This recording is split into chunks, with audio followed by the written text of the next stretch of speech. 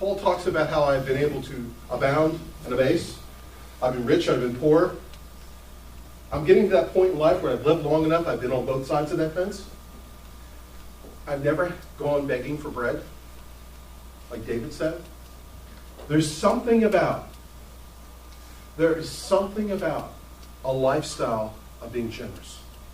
A lifestyle where you're looking out for others other than yourself. This goes back to the abundance of the overflow that we talked about earlier.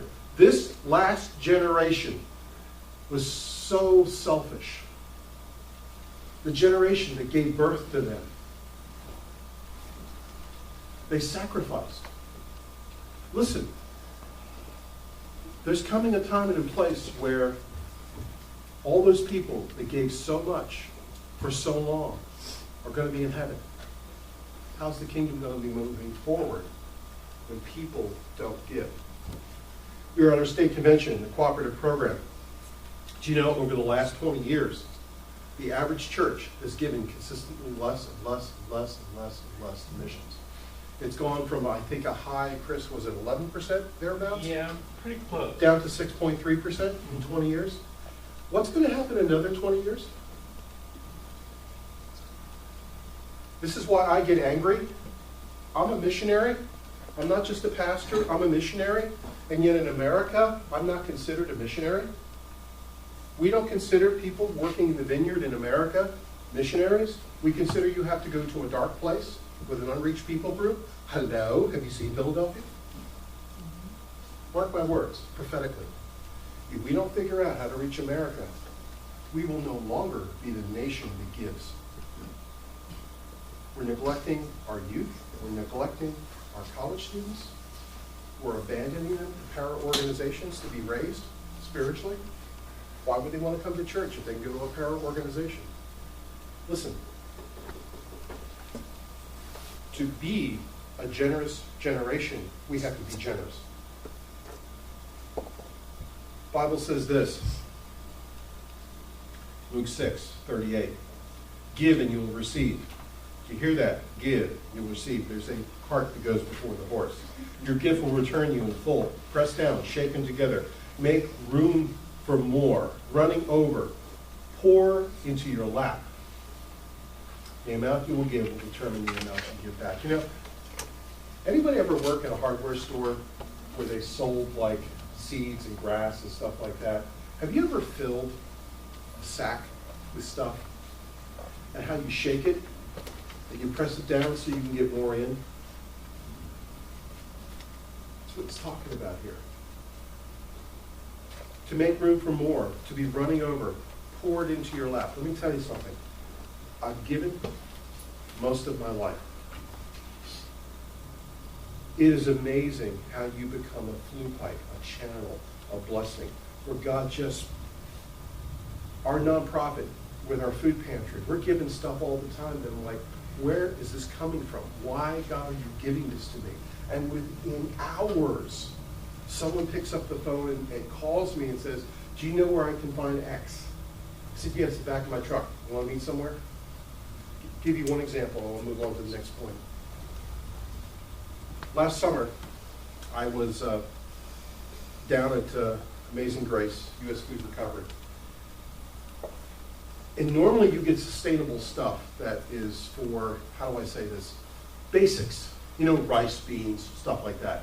I show up, 2 cases of cookies. This is the laundry list. 2 cases of Snicker bars, 2 cases of cookies, 2 cases of pretzels, 3 cases of soda. And went on with 2 or 3 more things. I'm like, what? Are we going to the all junk food diet here to give to poor people who have needs? And I haven't gotten out of the parking lot where Brian Musser calls me.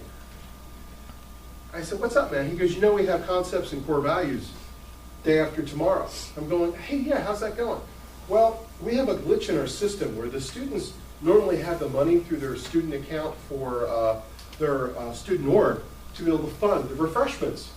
But man, I'm telling you, we're having a hard time because somebody failed to put the right paperwork in the right order, it's going to be delayed a couple weeks before the accounts open again for the new semester. So I'm scrounging to find refreshments for this outreach to 50 students. Do you know anywhere I can find some goodies to use for college students? Yeah, right behind me, sitting in the back of my car. Can we meet? Can we hook up somewhere? Meet you? Drop off all this stuff? Was God surprised? No, that's the overflow. That is God shaking down, pressing in, overflowing in your life so you can comfort others. Just one example. Two quickies. Every week I'm going to give you a couple practical things. Back to basics in our lifestyle. Okay? By the way, they're the points for this morning I just gave you. But how do we get some basics in our lifestyle? Because we got to look at this generation. We have to look at what can we learn from these people. And I'm going to have actually a list of financial things that we could be doing, and I'll have for you next week. But some quick thoughts. One, we got to turn back the dial. What do I mean by that? This church operates on a cash economy. Do you? Do you operate on a cash economy? Do we make our purchases wisely? What do I mean by that? If we can't afford it and spend and write a check, we don't do it. That's how this church has got to be financially sound from day one. Pardon the expression, but hell will freeze over, and you will peel Chris's and our board's fingers off our cold dead hands, off a checkbook, before we rely things on credit. I know of a church, and some of you know the church I'm talking about. They were $5 million in debt because they built their church on the philosophy of get it to the driveway and make payments. They lost their building. They had to sell their building because they didn't live on a cash economy.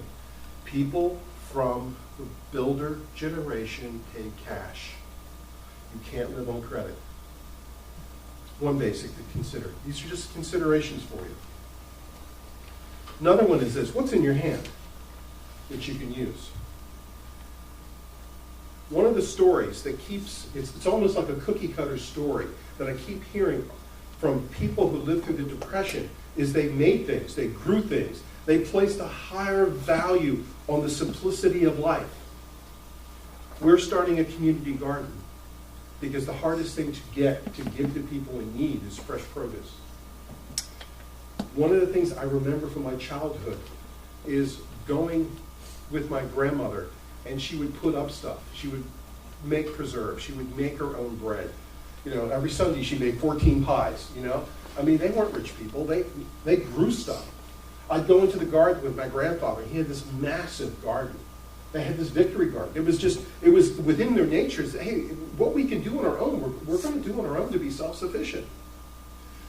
As a kid, I remember my dad, whenever my mom went on second shift, my dad would cook dinner. Now, my dad was pretty cool with lunch meat, you know, and pizza. But my dad would like whip out these recipes. I discovered a farmer's omelet, which had like everything in it, potatoes and veggies and eggs. And he'd sit there and tell the story about, we survived on this because we had a farm during the Depression. This was dinner. We got to get back to some of that simplicity in our lives. We have to. We need to make a smaller footprint and create a bigger handprint. And that comes back to one of these points that we talked about today. We have to realize that where our comfort comes from and become people who bestow comfort on others. There's some basics here. Over the next month, I want you to bathe your mind, renew your mind, and hey, how do we get a handle on life so that in hard times we can thrive? There's a last point that I'm going to close with. 2 Corinthians 8, verses 1 through 4. Listen, for you to be able to stand, you got to keep your faith. Paul says it this way. We want to tell you further, brethren, about the grace, the favor, and spiritual blessing of God which has been evident in the churches of Macedonia, arousing them in the desire to give alms. By the way, giving alms is ministering to the poor. For in the midst of an ordeal of severe tribulation, their abundance of joy, their depth of poverty together had overflowed in the wealth of lavish generosity on their part.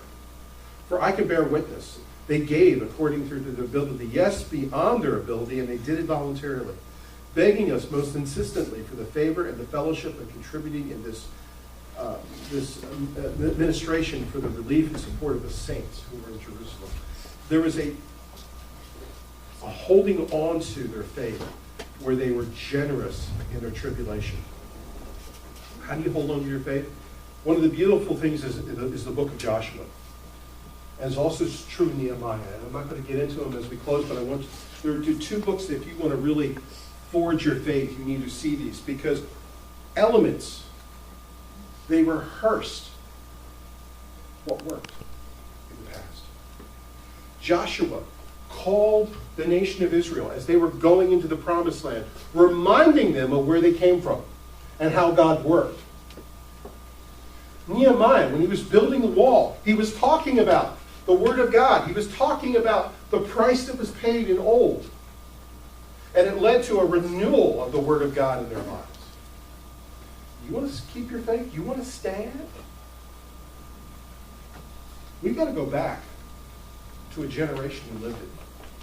We got to rehearse. We have to rehearse the stories of faith of our grandparents or some of your great-grandparents. We need to. We need to be reminded of how God worked. Because you see, that God who worked for them is still the God who's going to work for us. Amen. And I don't mean him like we flip a switch and God does. I mean, this is the God that we are serving, and he works a certain way. And he does things in his order, in his justice. Now, in coming weeks, we might be talking a little bit more about how do we meet needs? How do we be good stewards? And I want to say this because I don't want it to be misunderstood. There is a thing called social justice. It's important that we do good. It's important that you give comfort to others. But I want you to hear something in closing. If you and I are standing on these promises, if you and I are remembering who we are, we're going to give them God's justice. Because you can give them a coat, you can give them a blanket, you can give them a meal, you can give them a cold drink on a hot day, or a hot drink on a cold day. But if you don't tell them who Jesus Christ is, they're still going to hell. This is just the first of four messages. I pray it encourages your heart, because times are hard right now. Projection next year is 10% unemployment in America. It's going to be much higher here in this region. It's going to be much higher. We must learn to thrive in difficult times. And we can. Because he was able to do the only thing that you asked him.